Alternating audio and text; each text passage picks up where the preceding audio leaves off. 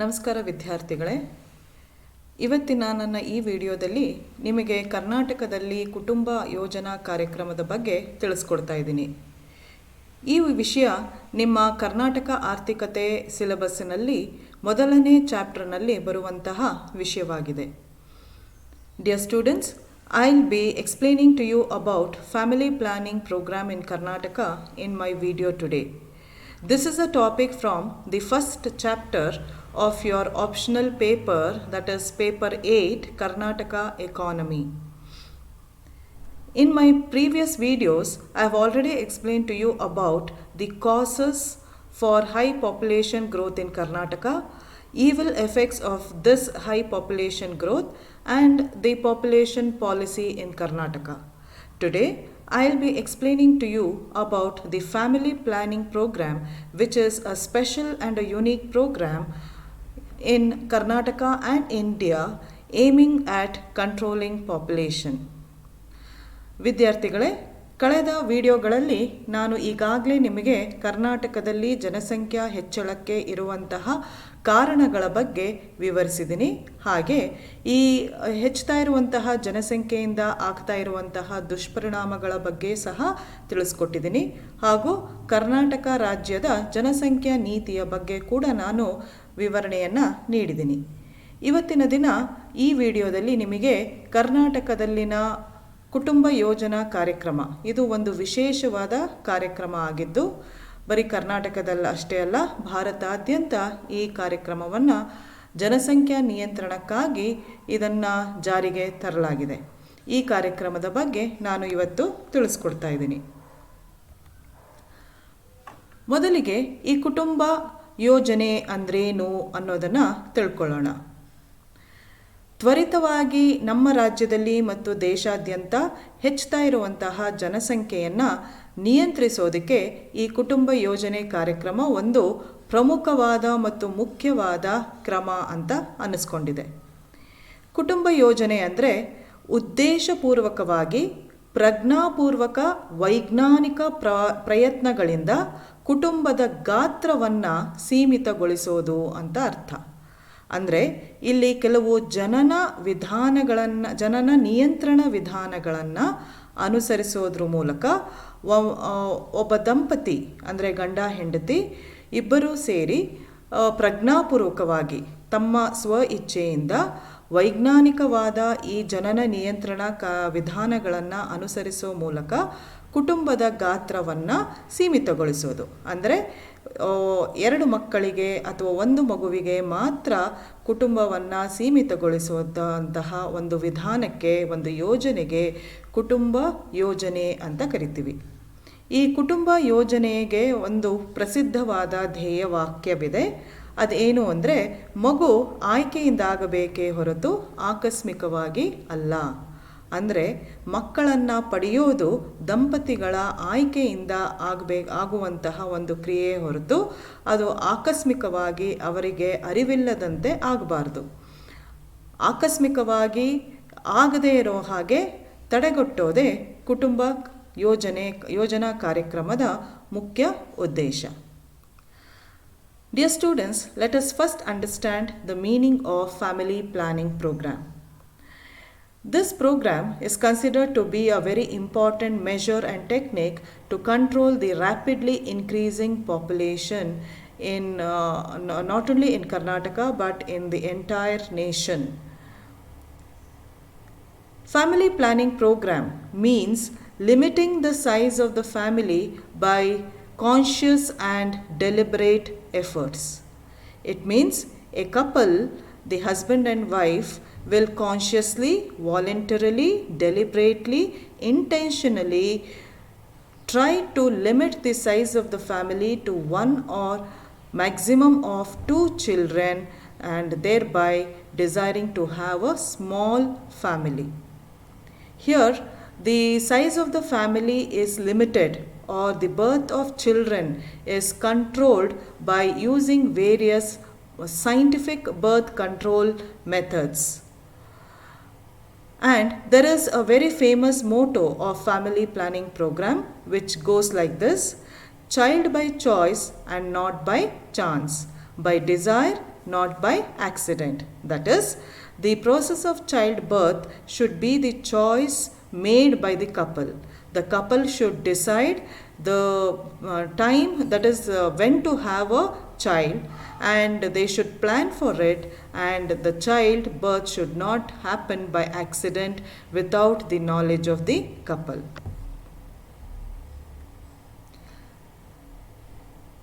ಈಗ ಈ ಕುಟುಂಬ ಕಲ್ಯಾಣ ಯೋಜನೆ ಕರ್ನಾಟಕದಲ್ಲಿ ಹೇಗೆ ಜಾರಿಗೆ ಬಂದಿದೆ, ಯಾವಾಗಿಂದ ಶುರುವಾಯಿತು ಅನ್ನೋದನ್ನು ಸ್ವಲ್ಪ ಮಟ್ಟಿಗೆ ತಿಳ್ಕೊಳ್ಳೋಣ.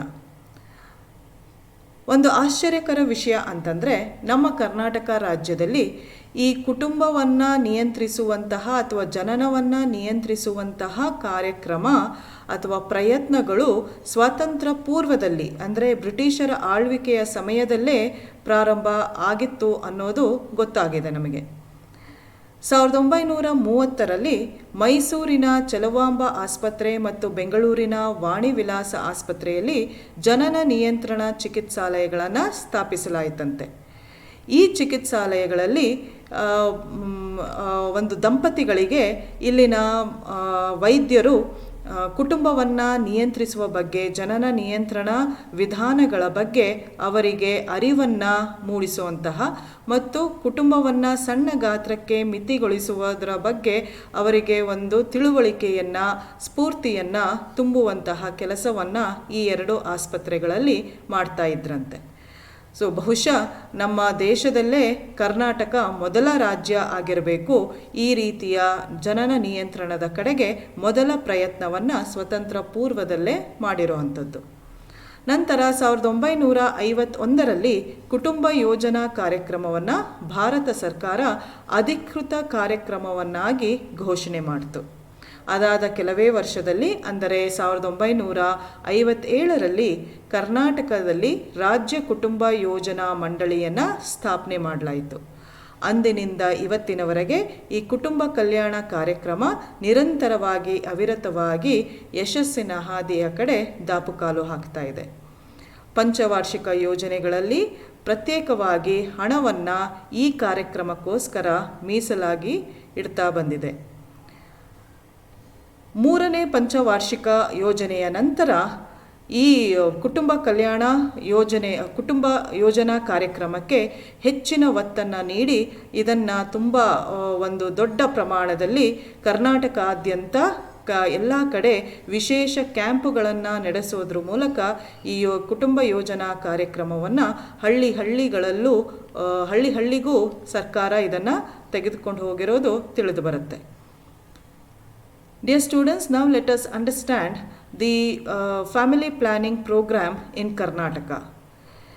It is a proud factor to know that the efforts to control birth in Karnataka was made way before independence, that is, during the British rule. Perhaps Karnataka might be the first state in the entire nation to have started this effort of controlling birth even before independence. In 1930, birth control clinics were set up at Cheluvamba Hospital in Mysore and Vani Vilasa Hospital in Bangalore. In these two clinics, awareness was created by the doctors and the medical staff to the couples regarding birth control methods, and they were motivated to have a small family by telling them about the benefits of the small family. Later, after independence in 1951, the family planning program was made an official program by the Government of India. A very few years later, that is in 1957, the State Family Planning Board was set up in Karnataka to seriously implement the family planning program. From then onwards to till today, family planning program has been carried out at a wide scale across Karnataka. In the 5-year plans, special amount was allotted for family planning program. After the third 5-year plan, this program was taken up seriously and it was taken to each and every village of Karnataka by conducting special camps. ಈಗ ಈ ಕುಟುಂಬ ಯೋಜನೆಯ ಕ್ರಮಗಳ ಬಗ್ಗೆ ತಿಳ್ಕೊಳ್ಳೋಣ. ಕುಟುಂಬ ಯೋಜನೆ ಅಂದರೆ ಏನು ಅಂತ ತಿಳ್ಕೊಂಡ್ವಿ, ಕರ್ನಾಟಕದಲ್ಲಿ ಇದು ಹೇಗೆ ಪ್ರಾರಂಭ ಆಯಿತು ಅನ್ನೋದನ್ನು ಸಹ ತಿಳ್ಕೊಂಡ್ವಿ. ಈಗ ಈ ಕುಟುಂಬ ಯೋಜನೆಯ ಅಡಿಯಲ್ಲಿ ಇರುವಂತಹ ಮುಖ್ಯವಾದ ಕ್ರಮಗಳ ಬಗ್ಗೆ ತಿಳ್ಕೊಳ್ಳೋಣ. ಮೊದಲನೇದಾಗಿ ಜನನ ನಿಯಂತ್ರಣಕ್ಕಾಗಿ ವ್ಯಾಪಕ ಕ್ರಮಗಳು. ಇದು ಹೆಸರೇ ತಿಳಿಸೋ ಹಾಗೆ ಮಕ್ಕಳ ಜನನವನ್ನು ನಿಯಂತ್ರಣ ಮಾಡೋದಕ್ಕೋಸ್ಕರ ಕೈಗೊಳ್ಳುವಂತಹ ಕ್ರಮಗಳಾಗಿವೆ. ಈ ಜನನ ನಿಯಂತ್ರಣಕ್ಕಾಗಿ ಇರುವಂತಹ ವ್ಯಾಪಕ ಕ್ರಮಗಳಲ್ಲಿ 2 ಮುಖ್ಯ ಕ್ರಮಗಳನ್ನು ನಾವು ಇಲ್ಲಿ ಕಾಣ್ತೀವಿ. ಒಂದು ಕ್ಲಿನಿಕಲ್ ವಿಧಾನಗಳು, ಇನ್ನೊಂದು ಇತರೆ ವಿಧಾನಗಳು. ಕ್ಲಿನಿಕಲ್ ವಿಧಾನಗಳು ಅಂತಂದರೆ ಇದು ಜನನವನ್ನು ನಿಯಂತ್ರಿಸೋದಕ್ಕೆ ಅನುಸರಿಸಲಾಗುವಂತಹ ವೈಜ್ಞಾನಿಕವಾದ ವಿಧಾನಗಳಾಗಿವೆ. ಇದರಲ್ಲಿ ಬರುವಂತಹ ಮುಖ್ಯವಾದ ವಿಧಾನಗಳು ಅಥವಾ ಜನನ ನಿಯಂತ್ರಣ ಕ್ರಮಗಳು ಅಂತಂದರೆ ಪುರುಷರಿಗೆ ವ್ಯಾಸೆಕ್ಟಮಿ, ಅಂದರೆ ಇದು ಒಂದು ಕಾಯಂ ಜನನ ನಿಯಂತ್ರಣ ವಿಧಾನವಾಗಿದ್ದು ಮಕ್ಕಳಾಗದಂತೆ ಶಸ್ತ್ರಚಿಕಿತ್ಸೆಯನ್ನು ಮಾಡೋದಕ್ಕೆ, ಪುರುಷರಿಗೆ ಇದನ್ನು ಮಾಡೋದಕ್ಕೆ ವ್ಯಾಸೆಕ್ಟಮಿ ಅಂತ ಕರೀತಾರೆ.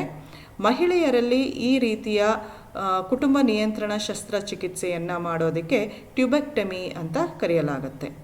ಇನ್ನೊಂದು ಜನನ ನಿಯಂತ್ರಣ ವಿಧಾನ ಅಂದರೆ ವಂಕಿಧಾರಣೆ, ಅಂದರೆ 2 ಮಕ್ಕಳ ನಡುವೆ ಅಂತರವನ್ನು ಕಾಪಾಡೋ ಸಲುವಾಗಿ ಈ ವಂಕಿಧಾರಣೆಯನ್ನು ಮಹಿಳೆಯರಿಗೆ ಮಾಡಲಾಗುತ್ತೆ. ಮತ್ತೊಂದು ವಿಧಾನ ಅಂದರೆ ಮಾತ್ರೆಗಳ ಸೇವನೆ. ಇದು ಕೂಡ ತಾತ್ಕಾಲಿಕವಾದ ಒಂದು ವಿಧಾನವಾಗಿದ್ದು ಮಕ್ಕಳ ನಡುವೆ ಅಂತರವನ್ನು ಕಾಪಾಡೋದಕ್ಕೋಸ್ಕರ ಅನುಸರಿಸುವಂತಹ ವಿಧಾನ. ಇದನ್ನು ಮಹಿಳೆಯರು ಪಾಲಿಸಬೇಕಾಗಿರುವಂತಹ ವಿಧಾನ. ಮತ್ತೊಂದು ಅಂದರೆ ನಿರೋಧಕಗಳ ಬಳಕೆ. ಈ ನಿರೋಧಕಗಳ ಬಳಕೆ ಪುರುಷರಿಗೆ ಇರುವಂತಹ ಜನನ ನಿಯಂತ್ರಣ ವಿಧಾನವಾಗಿದೆ. ಇನ್ನು ಇತರೆ ವಿಧಾನಗಳು.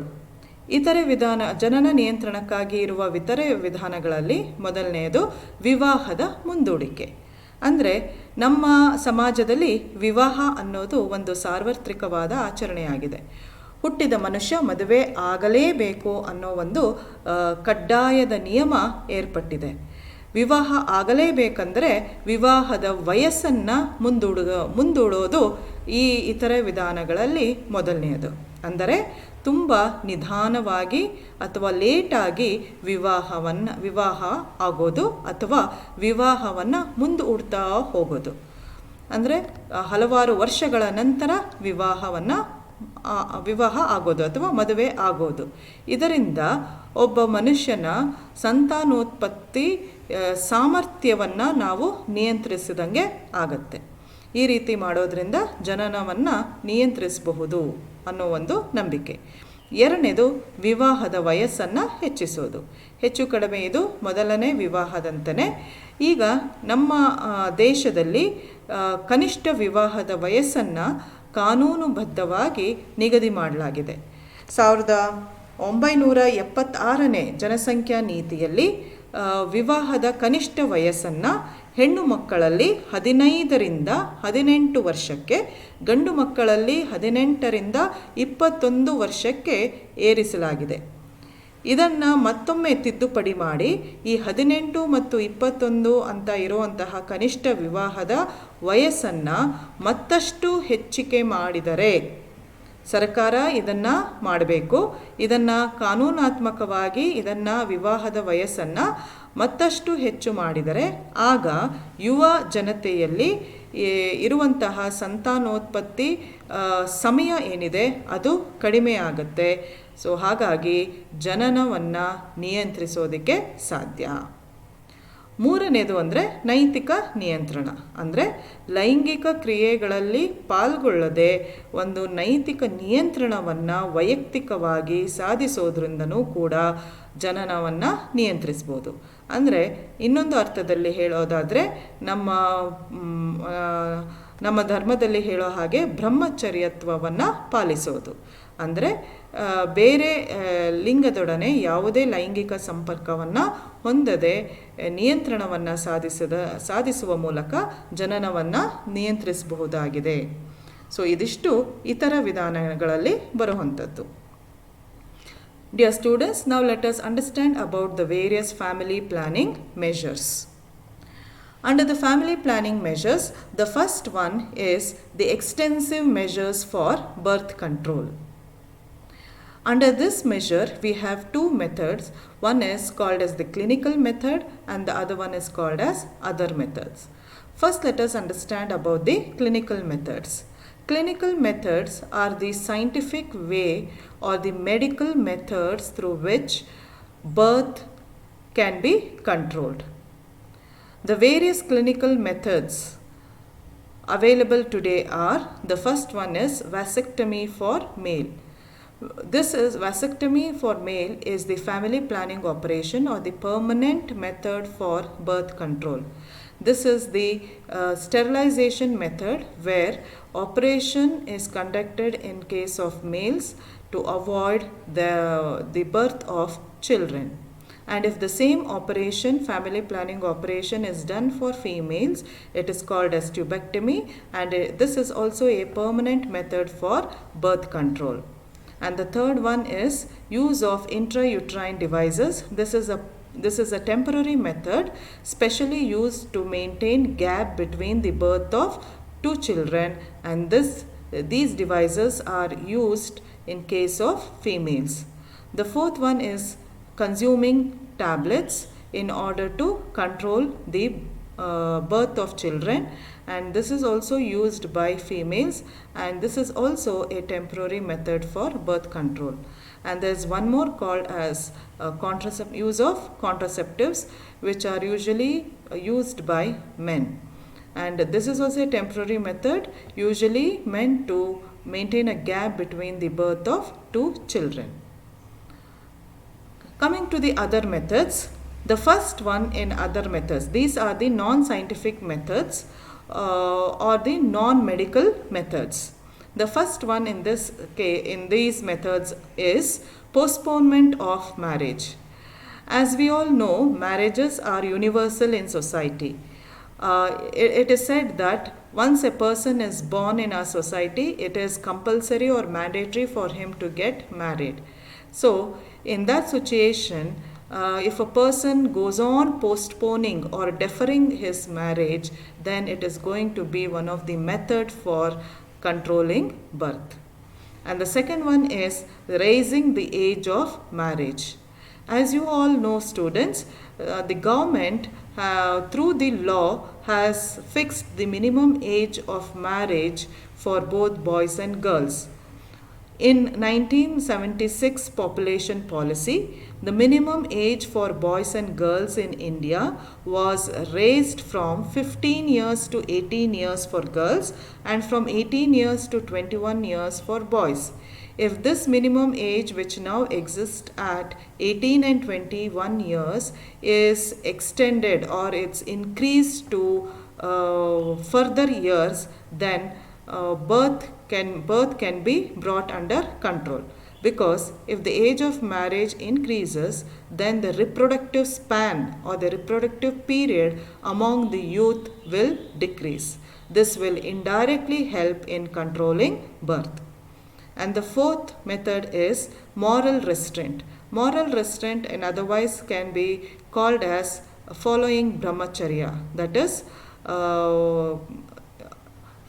to remain pure or chaste, that is not to have any sexual activities with the opposite sex and remain pure and follow the strict moral constraints over the sexual activities.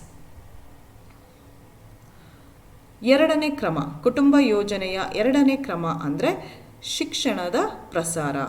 ಅಂದರೆ ಶಿಕ್ಷಣದ ಮೂಲಕ ಜನರಲ್ಲಿ ಜನನ ನಿಯಂತ್ರಣದ ಬಗ್ಗೆ, ಸಣ್ಣ ಕುಟುಂಬದ ಅನುಕೂಲತೆಗಳ ಬಗ್ಗೆ ಅರಿವನ್ನು ಮೂಡಿಸೋದು.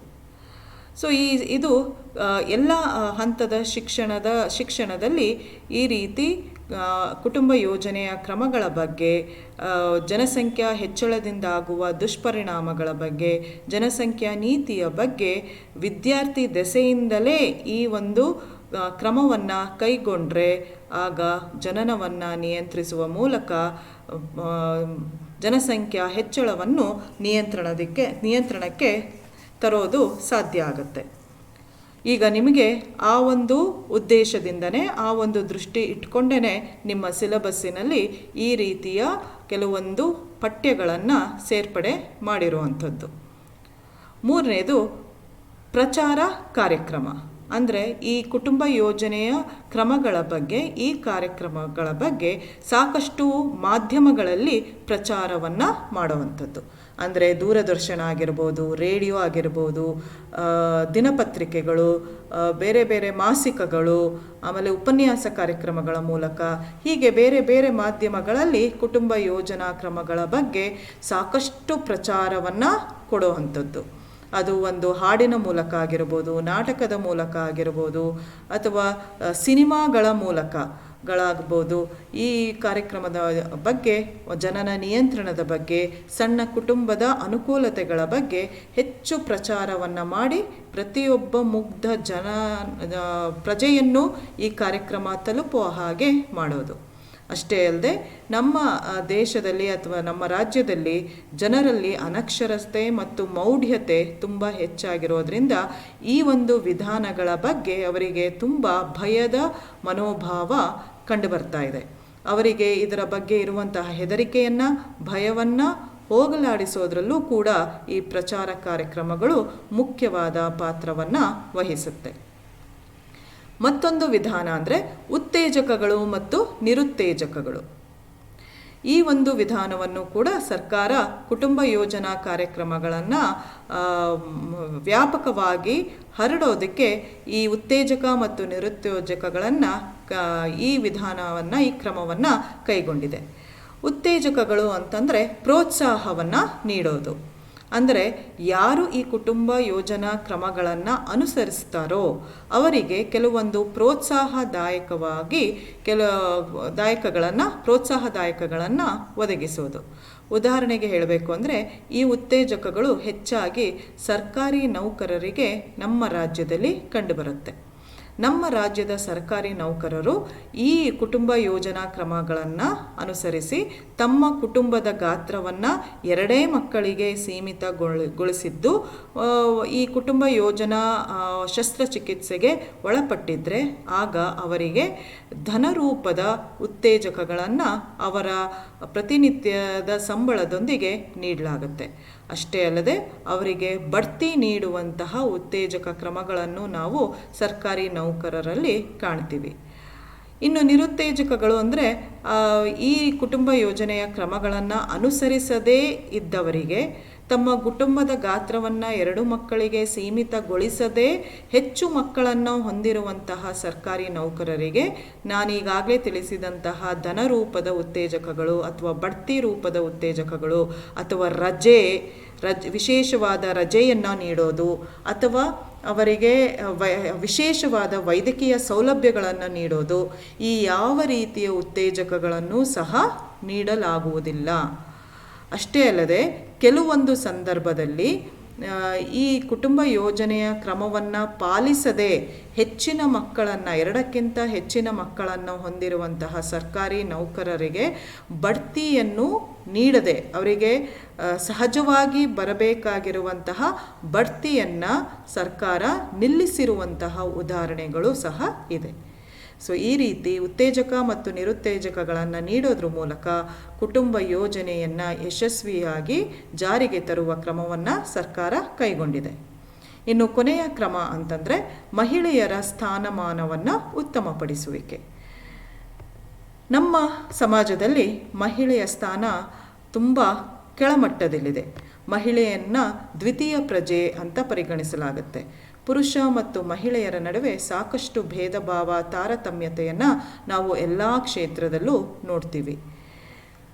ಈ ರೀತಿ ಇರುವಂತಹ ಮಹಿಳೆಯ ಸ್ಥಾನಮಾನವನ್ನು ಅವಳಿಗೆ ಶಿಕ್ಷಣವನ್ನು ಕೊಡೋದ್ರ ಮೂಲಕ ಸೂಕ್ತ ತರಬೇತಿಗಳನ್ನು ಕೊಟ್ಟು ಅವಳನ್ನು ಆರ್ಥಿಕವಾಗಿ, ಸಾಮಾಜಿಕವಾಗಿ, ರಾಜಕೀಯವಾಗಿ ಸಬಲೀಕರಣಗೊಳಿಸಿ ಅವಳ ಸ್ಥಾನಮಾನವನ್ನು ಉತ್ತಮಪಡಿಸಿದರೆ ಪರೋಕ್ಷವಾಗಿ ಕುಟುಂಬ ಯೋಜನೆ ಕ್ರಮಗಳು ಯಶಸ್ವಿಯಾಗುತ್ತೆ. ಆ ಮೂಲಕ ಜನನ ನಿಯಂತ್ರಣ ಆಗಿ ಜನಸಂಖ್ಯಾ ನಿಯಂತ್ರಣವೂ ಕೂಡ ಆಗುತ್ತೆ ಅನ್ನೋದು ಒಂದು ಅಭಿಪ್ರಾಯ. ಯಾಕೆ ಅಂದರೆ ಈ ಕುಟುಂಬದ ಗಾತ್ರವನ್ನು ಸೀಮಿತಗೊಳಿಸೋದು, ಈ ಕುಟುಂಬದ ಗಾತ್ರದ ಹೊರೆಯನ್ನು, ಅದರಿಂದ ಆಗುವಂತಹ ಅನುಕೂಲ ಅನಾನುಕೂಲವನ್ನು ಪ್ರತ್ಯಕ್ಷವಾಗಿ ಅನುಭವಿಸುವಂತಹ ವ್ಯಕ್ತಿ ಕುಟುಂಬದಲ್ಲಿ ಅಂದರೆ ಆ ಕುಟುಂಬದ ಸ್ತ್ರೀ ಆಗಿರ್ತಾಳೆ. ಹಾಗಾಗಿ ಈ ಕುಟುಂಬವನ್ನು ನಿಯಂತ್ರಿಸುವ, ಕುಟುಂಬದ ಗಾತ್ರವನ್ನು ನಿಯಂತ್ರಿಸುವಂತಹ ವಿಷಯದಲ್ಲಿ ಅವಳಿಗೆ ಹೆಚ್ಚಿನ ಆದ್ಯತೆ ಇರಬೇಕು. ಅವಳ ಸ್ಥಾನ ಉತ್ತಮಗೊಂಡ್ರೆ ಆಗ ಅವಳು ಸರಿಯಾದ ಸಮಯಕ್ಕೆ ಸರಿಯಾದ ನಿರ್ಧಾರವನ್ನು ತೆಗೆದುಕೊಂಡು ತನ್ನ ಕುಟುಂಬದ ಗಾತ್ರವನ್ನು ನಿಯಂತ್ರಿಸುವಲ್ಲಿ ಯಶಸ್ವಿಯಾಗ್ತಾಳೆ. Now let us understand the other measures of family planning. The first one we have already understood, that is the extensive measures of birth control, which has two methods, clinical methods and other methods. Now coming to the second method, it is spread of education. Through education, every citizen in the country should be educated. We know that the literacy rate in our country is very, very less. And along with the high illiteracy rate, there is lot of ignorance among our people. So unless there is illiteracy and ignorance, family planning measures cannot be a success venture. Hence, in order to make it a success and control births effectively, there should be widespread of education among all people in the country and in the state.